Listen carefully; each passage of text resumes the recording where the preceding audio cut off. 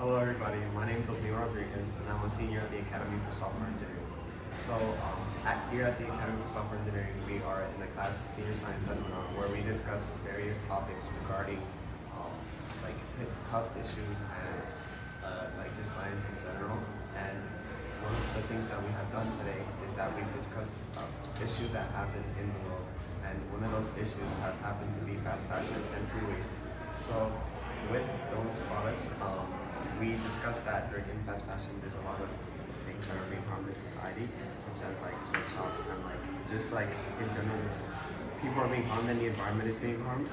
And also food waste, there's been a lot of food waste and places being dumped and thrown into society, into places that are underprivileged or underdeserved. So with that being said, we discussed a solution to combine both, and we used a t-shirt where we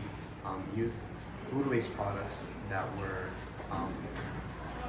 extracted and also brought into like, I guess you would say like, we kind of just combined it with the shirt, and we used a shirt that was already used because we don't want to use it only because of fast fashion, how they produce things so quickly in society, and because of that, we have completed this, and yeah, thank you.